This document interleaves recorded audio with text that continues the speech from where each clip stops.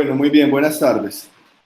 Yo quería que leyéramos, es un autor que algunos de ustedes seguramente han leído o lo han escuchado mencionar, que leyéramos uno de los poemas en prosa de Baudelaire, y podemos leer, antes de iniciar con la lectura de Roberto Art, aparte de un autor que le interesaba mucho a Roberto Art, lo que se llama La familia de ojos, si no estoy mal, otro de los textos. Y Baudelaire, un poeta francés del siglo XIX, que su vida y su obra pues encarnan un poco el cambio, los cambios tan drásticos que se dan en el siglo XIX. Piensen por caso en los cambios urbanísticos, ¿cierto? Hay unos cambios tremendos, los barrios de París, los barrios medievales, dejan de ser lo que eran, hay unas grandes avenidas, unos grandes bulevares que se construyen. Hay un personaje muy importante, que es el barón Huysmans, que es el encargado pues, de dirigir estos cambios urbanísticos y que tienen una incidencia tremenda en la vida de la ciudad, ¿cierto? Los barrios estaban focalizados, casi que cerrados sobre sí mismos, y estas vías que se abrieron, estas arterias, con la intención de que la tropa tuviera más movilidad, unas arterias muy anchas y que permitían un desplazamiento muy rápido de los carruajes, y fue que permitió los cruces y la circulación de la gente, ¿sí?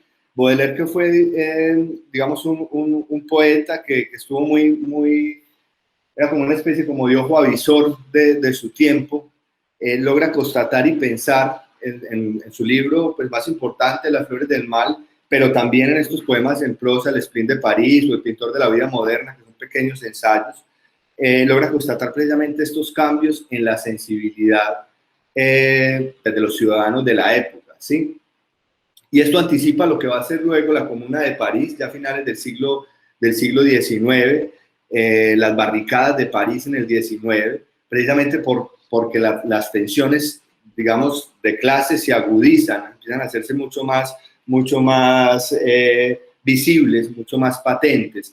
Entonces, estos poemas en prosa un poco describen o piensan este fenómeno. Entonces, quiero que empecemos ya vamos a tener más claridad por qué quiero enlazar esto que les digo y esta lectura con la conversación que tuvimos hace 8 días a partir del ensayo de Juan José Saer, El jardín secreto. Los ojos de los pobres.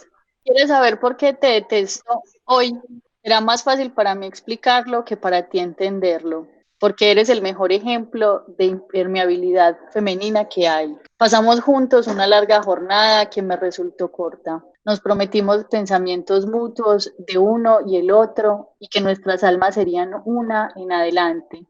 Un sueño que no tiene nada de original, excepto que a pesar de haber sido soñado por todos los hombres, ninguno pudo realizarlo nunca. Bueno, como les decía entonces, estos cambios urbanísticos redundan y hacen mucho más explícita entonces esta tensión, ¿sí? Casi que aquí, en estas dos miradas, la mirada del narrador, que es una mirada, digamos, que encarna cierta culpa, ¿sí? Por el privilegio, y en la mirada de la mujer, que es una mirada pues bastante indolente, que precisamente lo que quiere es que le borren de la vista la presencia de la pobreza, ¿sí? Pues está la política, ¿no? Es clarísimo que son posturas políticas que se expresan a partir de una situación, digamos, que empieza a ser cotidiana, ¿sí? Unos espacios nuevos, unos espacios sumamente lujosos, pues, con mucha pompa, ¿sí? Pero donde digamos, al que tienen acceso, por lo menos de vista, todas las clases sociales. Es precisamente gracias a estos espacios que las tensiones se van agudizando, se van haciendo mucho más complejas. Hay un libro que estudia muy bien la figura de Baudelaire en relación a esos cambios de París, de un académico que se llama Marshall Berman. El libro se llama, pues, el título seguramente ustedes también lo conocen, eso sale del manifiesto comunista, todos los sólidos se desvanecen en el aire, es un texto sobre la modernidad, precisamente por esa imposibilidad de asir de una manera total la idea, inclusive, una idea así sea somera de la modernidad. En el caso de Baudelaire es sumamente sintomático, porque Baudelaire hace unas tremendas pastorales, o sea, le canta a la vida de lujo, le canta a la moda, le canta como al boato, ¿cierto? A toda esa sofisticación, pero al mismo tiempo es un crítico muy, muy, muy fuerte de la modernidad, ¿cierto? De todas las implicaciones, de todas las implicaciones que tuvo en su momento. En este caso, pues muestra esa tensión de clases, ¿no? Y que es tan fuerte que termina por decidir una relación amorosa, ¿no? Fíjense que cuando empieza esta prosa, pues uno se imaginaría que algo personal sucedió, que algo entre ellos, entre esa pareja sucedió, pero no es un problema personal, es un problema que viene de afuera, es un problema que tiene que ver con la conciencia, lo que hace que este personaje odie precisamente la indolencia que esta mujer encarna, ¿sí? Esa actitud pues, de desprecio, como de ocultar, de que se vayan de mi presencia, de que se vayan de mis ojos.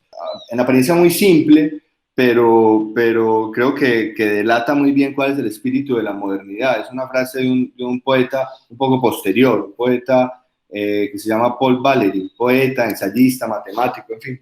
Y es lo que dice Valéry, el hombre moderno está lleno de contradicciones. Esa es un poco como el santo y seña de la época, el santo y seña del momento. No es otra la situación de Art, y no es otro el esfuerzo de Art, ¿sí?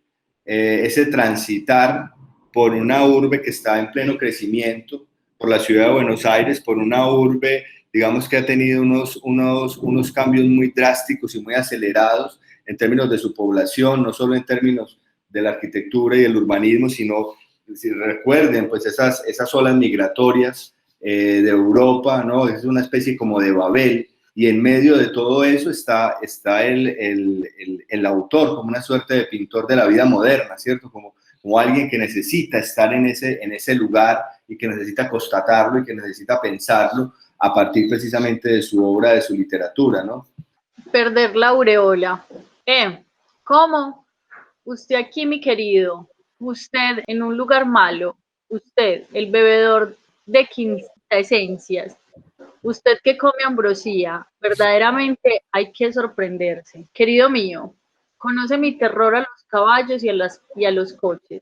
Hace un momento, cuando atravesaba la avenida con gran apuro y sorteaba el barro a través del caos movedizo en que la muerte llega al galope por todos los costados a la vez, en un movimiento brusco, mi aureola se deslizó de la cabeza al fango del empedrado. No tuve el coraje de recogerla. Juzgué menos desagradable perder mis insignias que hacerme romper los huesos. Y además me dije, de algo sirve la desgracia. Ahora puedo pasearme de incógnito, cometer bajas acciones y abandonarme a la canalla como los simples mortales. Está feliz de haber perdido su aureola, o sea, el poeta ya no está como nimbado, ya no está como revestido como de ese halo, ¿cierto? Ya no es el vigía de la tribu, ya no es el que está por fuera, el que está en una torre de marfil. El poeta es el que está enlodado un poco, ¿cierto? Está con los mortales, está precisamente con esa muchedumbre, está con esa gente que camina por los bulevares, con esa gente que puede ir a cualquier lugar. Ya no es como un semidios, hay una liberación, y Baudelaire precisamente asiste a ese tránsito, como de una visión muy gloriosa, muy romántica de la poesía y del poeta, a un poeta que está precisamente en medio de la multitud, ¿sí? que está enlodado por la vida, digámoslo así. Baudelaire sabía escribir en el francés clásico más puro y elegante. Sin embargo, con la pérdida de la aureola, o sea, este texto que acabamos de leer, se lanza al idioma nuevo, incipiente, para hacer arte de las disonancias e incongruencias que impregnan y paradójicamente unen todo el mundo moderno.